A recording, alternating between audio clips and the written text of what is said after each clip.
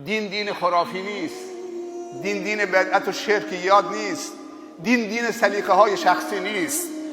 الحمدلله الان در کشور ما موجی از حرکت های توحیدی را افتاده، انزجار از خرافات و بدعت ها و شرکیات را افتاده، کشور داره متحول میشه.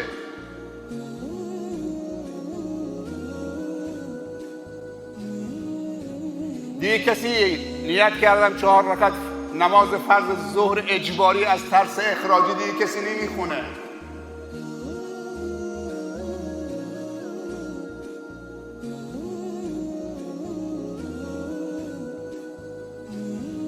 من و تو چقدر نقش داریم تو آگاهی جامعه.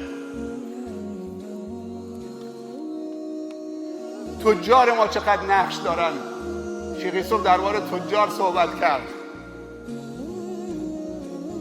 درباره زکات صحبت کرد.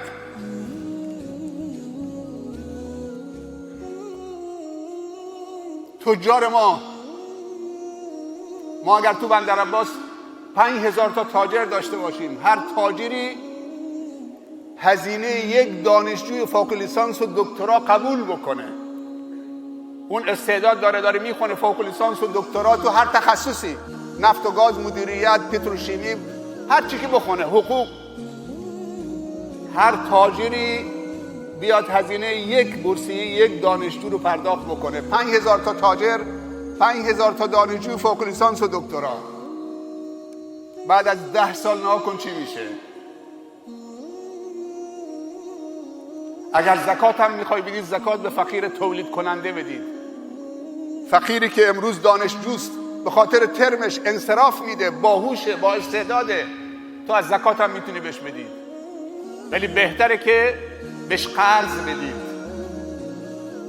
اگه تاجرید، اهل معامله هستید، بسم الله با خدا معامله بکنید. 5000 تاجر بندر عباسی بیان 5000 دانشجوی ضعیف و فقیر رو که استعداد دارن تو کشور گرسیه بکنن، بهشون قرض بدن. بعد از 10 سال تو چند هزار فوق لیسانس و دکترا تو 50 تا 100 تا تخصص دارید. جامعه رو متحول کردید. ولی تجار ما چطوری زکات میدن؟ در خونهشون صف کشیدن 50-100 نفر 100,000 تومان، 100,000 تومان، 100,000 تومان، 100,000 تومان، 100,000 تومان. هم توهین به فقیر میکنن و هم گداپروری میکنن.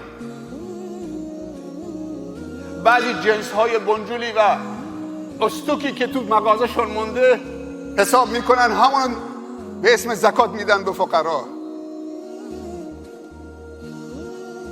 خودشون هم شیخ خودشونن و مفتی خودشونن.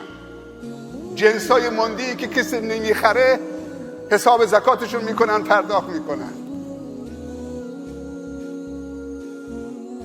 خدا مال پاک و زیبا رو قبول میکنه. لن تنالوا البر حتی تنفقوا مما تحبون. منت سر فقیر نذارید. از فقیر تشکر بکنید که اگر فقیر زکات تو رو قبول بکنه، اگر نکنه چه کار میکنید؟ رو دستت میمونه.